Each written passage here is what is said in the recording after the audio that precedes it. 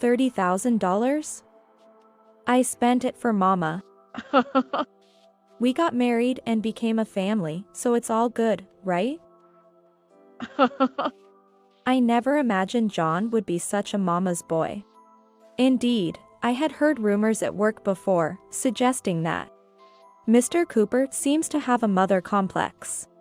During our dating, I didn't pay much attention to it, but after registering our marriage, I definitely started feeling more uncomfortable.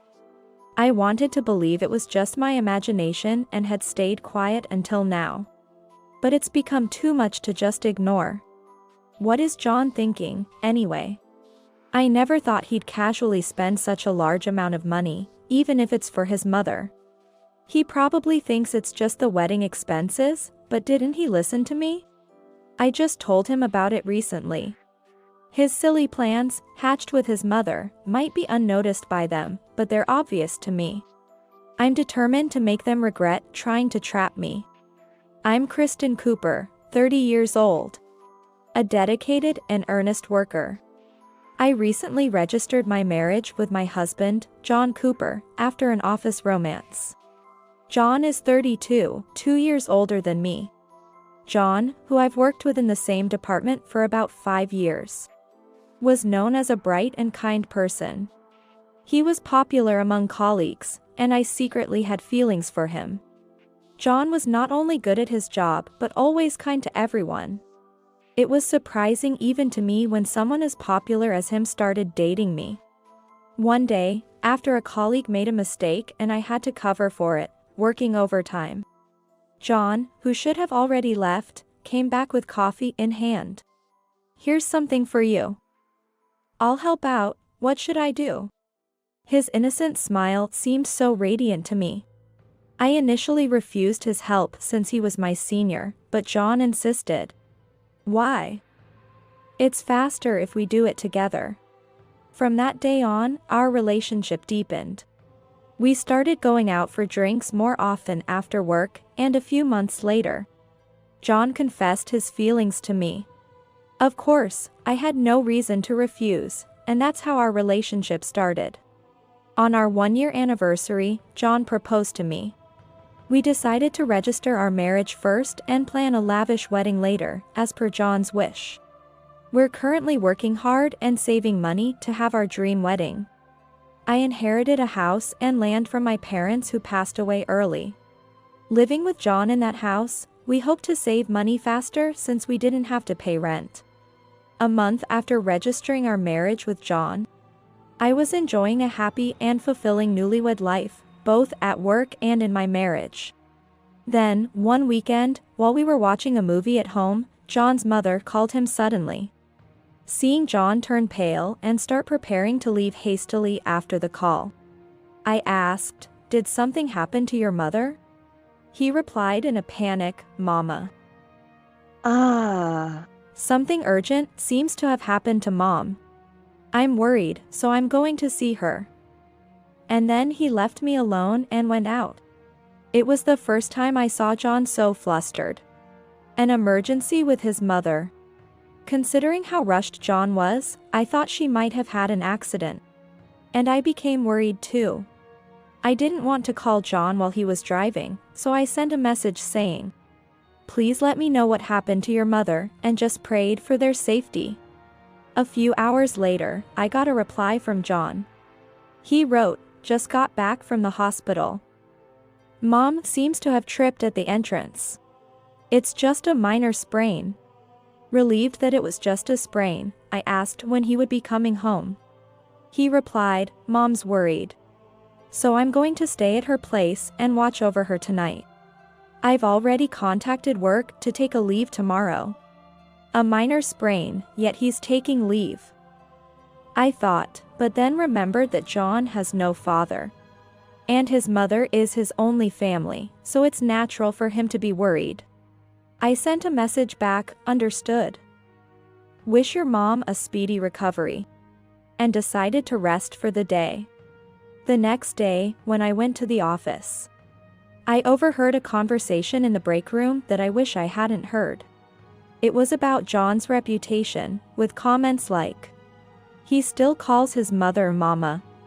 And I saw someone who looked like John walking arm in arm with a woman who seemed to be his mother. When I heard this, I thought it was wonderful that a mother and son had a good relationship. But it seems that the general public might have a different opinion. In the midst of all this, perhaps triggered by his mother's sprain, John asked me something. Kristen. I was thinking of calling Mom over to stay with us for a while to take care of her. What do you think? I was surprised to hear John's suggestion. I knew from him that he wanted to live with his mother eventually. However, we were supposed to discuss this thoroughly after our wedding. So why bring it up all of a sudden? I asked John. Why? Well, Mom's currently sprained and I'm worried. It's dangerous for her to be alone, right? So, I was thinking of renovating our house to make it safer. And have her stay here in the meantime. If only he had explained it like that from the start. I felt uneasy that John had decided this without consulting me. But since there was a set time frame, I reluctantly agreed. The next day, his mother arrived at our house with large luggage. John had an unavoidable meeting in the morning. And was supposed to come home in the afternoon. So I, having taken the day off, greeted his mother. Kristen. I'll be in your care for a while. Can you bring in all these luggage, please?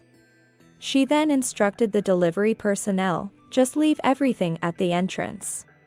My daughter-in-law will take care of it. After leaving all the luggage to me, my mother-in-law breezed into the living room, sat on the sofa, and turned on the TV. Then, glancing at me, she casually asked, "Where's the coffee?" Her audacity was too much. Irritated by her attitude, I still served her coffee as instructed. After carrying the luggage to the spare room by myself, I was taking a break when John came home. "Oh, John, welcome home. Listen, Kristen didn't even help me with the luggage. She left it all to me and just leisurely watched TV. What do you think about that?" My mother-in-law, who approached John as he returned, began to blatantly lie with a calm face. I was shocked and looked at her, only to see her smirking at me. Just as I was about to argue back, John spoke up first. "Wait a minute, Kristen. Is that true? I can't believe it. Apologize to Mama right now." Wait, did he just say Mama? The rumor I overheard the other day might actually be true. No matter what I said, John insisted, "Just apologize." So, I apologized for the moment. Then, my mother-in-law snorted triumphantly and sat back down on the sofa. John, who only believed his mother and wouldn't listen to my side, made me feel my affection for him slipping away. 2 weeks have passed since my mother-in-law came to our house. During John's absence, she continued to torment me. And John kept being overly affectionate with her, calling her Mama. What surprised me even more was her spending habits. She frequently showed me photos from meals at expensive restaurants with friends. And all her belongings were branded items. There were even unused designer bags and jewelry among her things. When I saw John at the office, I repeatedly asked when his mother would leave. But he just evaded the question. The reason I had to talk about this at work was that John and his mother were always so close at home, leaving no time for us to talk as a couple. Even when I tried to discuss his mother's spending habits, John wouldn't listen, leaving me to worry alone. At one point, I started to wonder about the source of the money. My mother-in-law doesn't work, and given her spending habits, she's unlikely to be the saving type. I decided to check our bank books, suspecting the worst. That's when I discovered that the $30,000 saved for our wedding had been withdrawn from the account. Shocked, I called John. "Hello, John? Do you know anything about the $30,000 we saved for the wedding? I checked the bank book, and it's all gone." $30,000? I used it for Mom. We're married and a family now, so that should be fine, right? I see, got it. I silently hung up the phone. Though I understood that his mother had used that money, I decided to keep quiet about it. When I got home, my mother-in-law, who had been out, had also returned. Noticing me holding the bank book, she approached me and whispered in my ear. "Thank you, Kristen. I'm counting on you in the future too." Hearing her say that, I felt like exploding from all the patience I had been holding back. At that moment, I decided to take revenge on the two of them. I bought a voice recorder and, when alone at home, set up hidden cameras all around the house. Of course, I continued to live as usual, showing no resistance to the two of them. As a result, they became even more arrogant, looking down on me and throwing harsh words my way. Then I discovered that, instead of renovating her own house, my mother-in-law planned to sell it and permanently live in our house. It seemed this was the plan between her and John from the beginning. Our wedding was less than a month away. I endured and collected evidence in silence. Then, I sought a lawyer well-versed in divorce issues and returned home with him. As I brought the lawyer into the house unexpectedly, John and his mother were visibly shocked, lacking their usual assertiveness. "I'll get straight to the point. I want a divorce." At my words, the two of them opened their eyes wide in surprise and stood there dumbfounded. Ignoring them, the lawyer calmly continued explaining about the divorce. But suddenly John interrupted. "Hey, wait a minute. Divorce? Stop joking. We have our wedding in a month. That's impossible." John spoke in an intimidating and somewhat angry tone. That's when I handed him a copy of the recordings from the voice recorder. John started listening to the recording with a bit of caution. After he finished listening, he began denying everything, saying, "I don't remember saying such things, and is that really me?" I was utterly frustrated by his reaction, but somehow managed to stay calm and question John.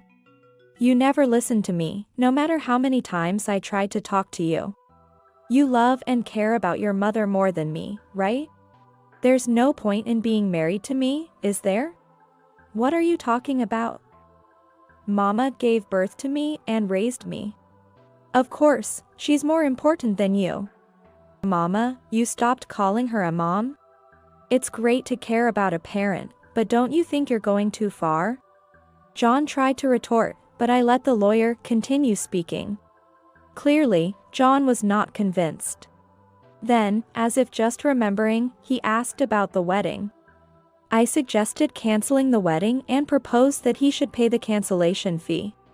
Suddenly, for some reason, his mother burst into anger and started complaining loudly. It was incomprehensible to me why his mother, who had been splurging on her favorite things and living as she pleased, was so angry. "You're still upset about the $30,000 from before, aren't you? Mama's part of the family, so there's no need to be so mad. We can just save it up again together." But that money wasn't mine, you know? "What?" Just as I thought. John hadn't listened to a word I said. That was shortly after his mother had moved in, not even 2 weeks in. I had indeed explained that the money wasn't mine. The account was initially set up for both of us to save for our wedding expenses. But John stopped contributing after a while. I wanted to ask him why. But there was never a good time to talk as he was always attached to his mother. And he wouldn't even listen to me at work. During that time, I overheard John and his mother whispering together. The account we opened to save for the wedding had about $50,000, of which around $30,000 was my savings. John had told his mother that it was okay to freely use the $30,000 from the account. Since I was managing John's bank book, I took a certain action. John had been saving around $30,000 in his own account to buy a dream car.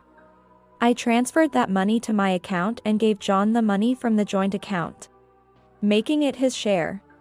The amount of $30,000 remained the same. And since the joint account we had been saving in had even more money, it was a loss for me, but there was no helping it. So, I explained to John that the $30,000 he gave to his mother was actually the money he had been saving to buy a car. Hearing this, John rushed out to check his bank book. He must have realized everything when he returned, tears in his eyes. Meanwhile, my mother-in-law was bewildered, not understanding what was happening. What's going on? Why did this happen? My savings. I've dreamed of buying that car since I was little. Why did this happen? Why? You did this to yourself. Could you just agree to the divorce quickly? John collapsed in tears and was in no state to continue the conversation. So, I told him that if he didn't agree to the divorce by the end of the week, I would proceed with legal action, and then left the house with my pre-packed luggage. I stayed at a hotel near my office. The next day, I went to work and reported to my boss that I was getting a divorce and was due to attend the wedding. When my boss asked why, I took him to another room and showed him the recordings from the recorder and the footage from the hidden camera. My boss grimaced and said, "This is, well," and was cooperative. "Are you taking some paid leave? Let me know if you need it," he offered helpfully. When we came out of the room, some gossip-loving seniors were waiting outside the door. My boss scolded them, but this was part of my plan. When I played the recording for my boss, I intentionally started it at a high volume so others could hear, pretending to be shocked by the volume myself. As expected, the gossip-loving senior spread the news, and by the next day, the whole company knew. Colleagues who heard the rumors sympathized with me and looked down on John. I knew this method wasn't the best, but I wanted John to learn his lesson. Then John came to my desk and shouted, "You, spreading such rumors." But the seniors who had eavesdropped defended me. Later, John was called in by the boss and was given a choice between a pay cut and transfer. He chose the transfer. Next month, I won't have to see John anymore, which is a relief. He stubbornly refused to agree to the divorce and boasted about hiring a lawyer. But in the end, no lawyer took his case, and he lost in court. The divorce was finalized, and John had to pay the wedding cancellation fees. I also received compensation. John was visibly upset, but it was all his own doing. About a week after the trial, I received non-stop calls from John and his mother.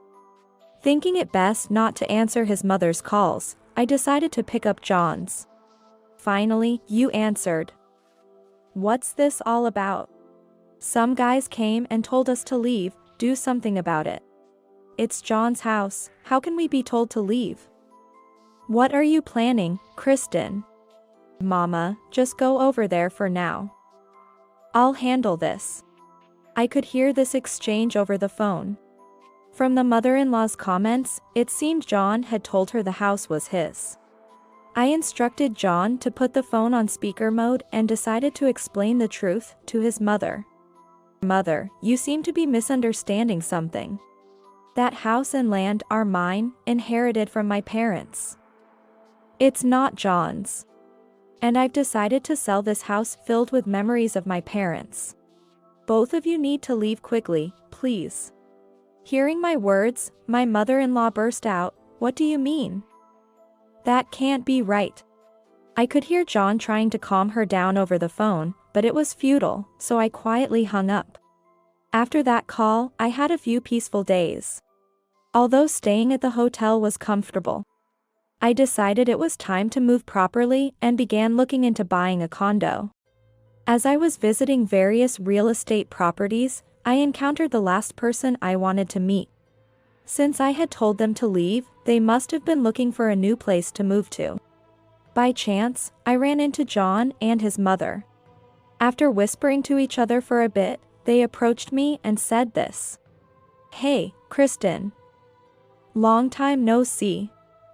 Meeting here, it doesn't seem like a coincidence. We must really be fated for each other. That's right. Kristen, why don't you marry John again? I would be so happy if you did. Why was John here when he was supposed to have been transferred by his company? Upon asking, it turned out that the transfer was just to the next town. He had chosen to commute by train because his mother didn't want to leave this area. The reason his mother was so attached to this area was that she believed it was a neighborhood where celebrities gathered. She seemed convinced that living here would make her part of the elite madams. Indeed, this area has many high-security condos, and the rent is on the higher side. Understanding this, John moved even closer. So, what do you think? We could make it work if we tried again, right? I'm in debt now because of the compensation and cancellation fees. And Mama seems to have borrowed money from various places too. So, how about it? Yes. Kristen, you have money from selling the house and land. So let's all share the money and happiness together. We're family, right? Saying this, the two of them excitedly started looking for condos to live in together. Then, I suggested, how about this place, pointing to a quite luxurious condo. They seemed to think I was going to pay for everything and didn't care about the price. We ended up going to see the place. The real estate agent helping me whispered, "Are you sure about this?" And I secretly told him I had a plan. After the viewing, my mother-in-law was very excited, saying, "Let's decide on this place." When I suggested that John should be the one to sign the contract, he excitedly did so. Then I told them, "Well, this is where I leave you," and parted ways with them right there. They seemed quite elated, waving their hands with smiles. Grinning, they said, "Call us again," and I was looking forward to that day. About a month later, John called me repeatedly, just like that day. "Hello? When are you coming? We were supposed to move in today, right? I'm tied up with work right now, so it'll be a while." "I see, got it. Let me know when you're coming. I'll help with the move. Make sure it's within a month, okay? Rent payments are starting." I dodged his words and changed the subject. Even when he talked about future plans, I skillfully steered the conversation and ended the call. Then, I continued packing for my move. Excited about my new life, I browsed through magazines to decide on furniture. Looking forward to moving day. 2 weeks passed, and I arrived at my new condo. That moment, John called again. "Hey, Kristen, when are you coming here? Rent payment is almost due, hurry up." "What are you talking about? I'm already at my condo." I walked around the house, opening every door, making noise over the phone. I could hear John and his mother talking and couldn't help but smile. "Arrived where? Are you still at the entrance? Come up quickly. What are you talking about? I never said I was going to live with you. You both did the viewing and signed the contract on your own. I found a condo I liked and bought it. You should find someone more suitable for you. I don't think we'll ever meet again, take care. Bye." I said that cheerfully and immediately hung up. Then, I blocked both John and his mother's numbers. Feeling a sense of accomplishment, I was in high spirits. I'm looking forward to setting up my new home and have lots of busy but fun times ahead. At work, my hard work was recognized, and I was promoted. Things will get busier, but it's a fresh start, and I'm ready to give my all. Actually, I know what happened to them after that. One day, John and his mother suddenly visited my company. They caused a scene, yelling to see me, acting violently, and even attacking the receptionist.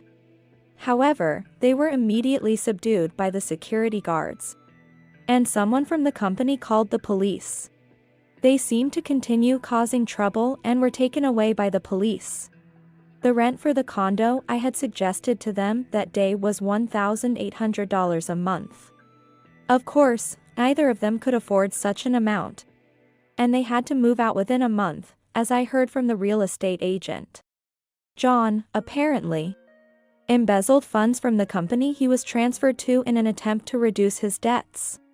He was also involved in marriage fraud and theft, and other crimes kept surfacing. As a result, I heard he is now in prison and likely won't be released for a while. Even if he is released, living a normal life with a criminal record might be difficult.